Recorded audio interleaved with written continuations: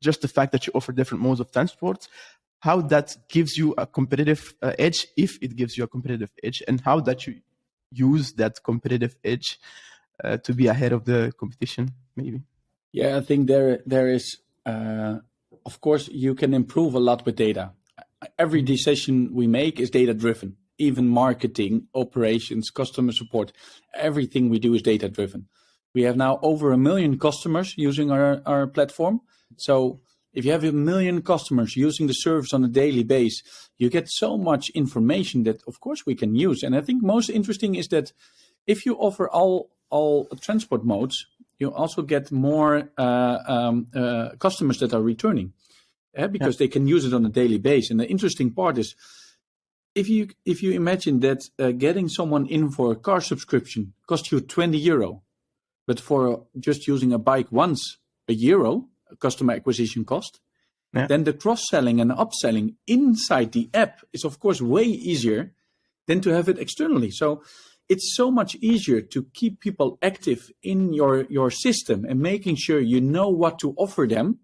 That's the addiction. Yeah, that's. Data is quite important in terms of being ahead of the competition, because I guess data tells you where the future is going, right? I mean, it's in a way it shows you the future. I think, at least I believe. Now you have quite an interesting strategy in terms of expansion. I always wondered why. I even wrote my opinion and Insight.com regarding this. I always wondered why a lot of mobility companies raise so much money, but they use the money more to, expand using internally or, on their hardware or whatever. But why not acquire operators who are already, have the local knowledge somewhere, who already, have like a brand there? It seems so much more efficient and better maybe than going there yourself and try to compete with them. That's why I really applaud Thierry and their strategy by buying Nextbike, because that's amazing. And now buying Spin, it's that for me. I think that is a sustainable strategy of growth. And unbelievable. The team at Thierry are doing an amazing thing as well. But Go Sharing has also been doing this, right? You recently acquired an Italian operator.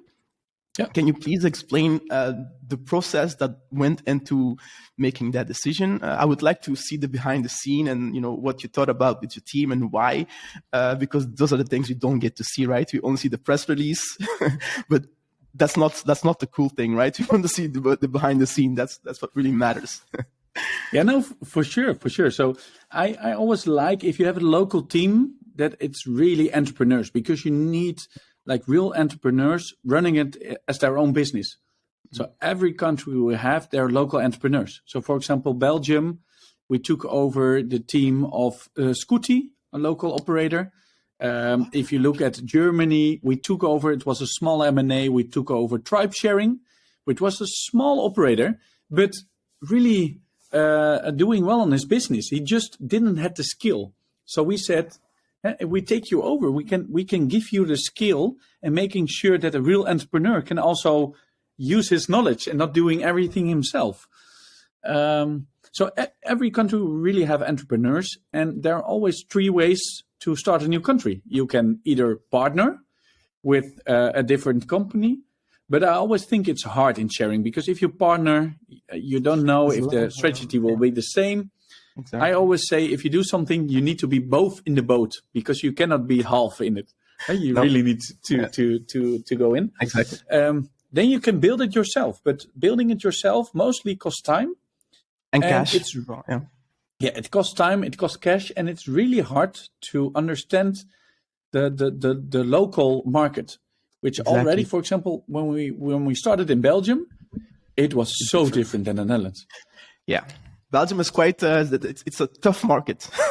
It's unbelievable. Like nothing is the same. I was so surprised that it was so differently.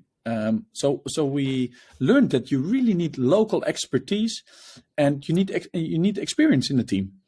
So when people wanted to start in Turkey, our supplier called and they said, hey, they want to start, but they can't yet find the investment. We said, we're going to do it. We give them the vehicles. That's how we started in Istanbul. Like, why not doing Istanbul? We need to make shared mobility available for everyone. This is our challenge. Let's do it in Istanbul. 60 million people. That's a chance. Big market, yeah. And then of course Italy. So yeah. So no, I was wondering when you. No, maybe please continue with Italy. Then I will ask the question after. I'm too excited. That's why. No, really good. So Italy. When we ordered the first mopeds with the supplier, we called the supplier and said, who else is using these vehicles? And then they said, oh, there are 2 guys in Italy. They're using it, and they're great guys. So we gave them a call, and that were Emmanuel and Diego, the co-founders of Zigzag. Both did an MBA in Madrid, really clever guys, knowing really good about the product, about the software, about the hardware. And we just had open discussion with them, and they were totally open. They never said you're a competitor. They just helped. They said, if you want any feedback, let us know. And we kept in touch. And 2 years later, we were having, let's say, 10,000 vehicles, and they were just still on 500 vehicles. So still 2 really good entrepreneurs that were able to still, they're one of the oldest sharing operators in Italy, active in Rome, Milan, Turin, Rome, like great cities, but didn't have the skill to go to 5,000, 8,000, 10,000 that you need in Italy because the market is huge. Only in Rome you could put 4,000 vehicles and you would have a great city. So there we said the same. We want to give you the skill. We want to help in making sure we can at least scale 5 to 10 cities in the upcoming months. Let's do it together. And quite soon after we said, okay, let's do it. Let's make sure we can start and get also the scaling there. Wow, that's really nice because those entrepreneurs have been doing it with passion. You can tell, right? Because they have been, even though they weren't able to raise the funding, but they still, sustainable, kept continuing. So you can see that they were doing it with passion, and you can see that they really care about it, right? I think those are great people to partner with or to acquire, and I think that's a very, very great thing that you, as a company, are doing, right? Because you take care of these people who are passionate. But it's also a great business move, right? Because they know the local business, right? So that's a genius move, actually. Yeah, we're really doing then also M&A for the local management teams, because that's something you cannot otherwise start yourself. That's really hard to find the right people, and really the performance in a country is really depending on the good country managers, the good local people. And when we had the discussions, I was so impressed. They had even a lower budget than we had in the beginning. And they built own software, own hardware, own IoT units, everything themselves. And I was just impressed by that little amount of budget they have, what they got out of it. So we just had to help them a little bit in getting the skill. But I'm sure that Italy will going to be one of our biggest markets in the future. That's amazing. I was wondering when you actually acquired Scooty, because I didn't read it about it in the press. I guess it's a few years ago maybe, or was it recent? Because so tribe sharing we really acquired, and in Belgium they stopped with Scooty, and Scooty was a customer of mine. I mean, I've sold them the vehicles. I knew them really well. So I said, guys, you cannot stop. It's a pity. I mean, Antwerp, Brussels, great cities. We want to start there. So we didn't take over any of the vehicles or anything. We just said to the people, like, come here and we will do it again, but then we're going to do it differently. And so that's how we started in Antwerp, and after a couple of months also Brussels. Wow, that's amazing. That's amazing. If you ever want to do a bike share, Smooth City is active in West Flanders, so we will see in the future anyways. They're really great. Now I've seen the socials, and I mean it's great to see.